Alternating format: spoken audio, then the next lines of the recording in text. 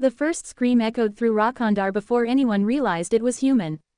Ethan Parker heard it while locking his car at the edge of the old cliff road, a place locals warned tourists to avoid after sunset. Rakhandar looked peaceful in daylight, pine trees, misty hills, and a narrow village road curling like a scar through the forest. But as night fell, the silence grew heavy, as if the land itself was holding its breath. Ethan was a travel photographer from the UK, passing through to capture forgotten places. He didn't believe in ghost stories, but he did believe in people. That belief made him turn toward the sound instead of driving away. Down the slope, near the ruins of an abandoned stone house, he found a young woman crouched beside an injured man. Her hands were shaking, her phone screen cracked. "Please," she said, eyes wide with fear. He fell. "I don't know what to do." Ethan knelt without thinking. The man was alive but bleeding badly.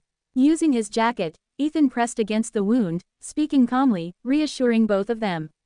The forest felt colder now, the darkness pressing closer. That's when Ethan noticed something strange. The woman had no reflection in the broken mirror lying near the ruins.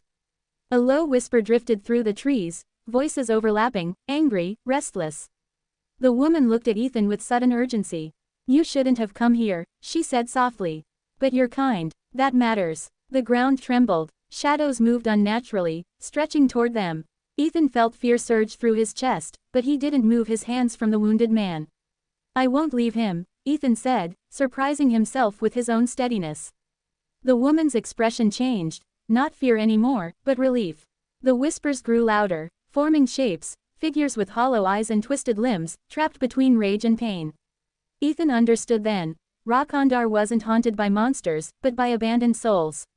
The injured man gasped. Ethan held him tighter, speaking words he didn't plan, words of comfort, of not being alone. The shadows recoiled, hissing, as if kindness burned them. The woman stepped forward, standing between Ethan and the darkness. For the first time, she looked human, tired, broken, grateful. "No one helps here anymore," she said. "They all run." A blinding wind rushed through the ruins.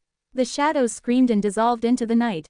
The forest went silent. Ethan blinked. He was alone. The man was gone. The woman was gone. The ruins stood empty, untouched.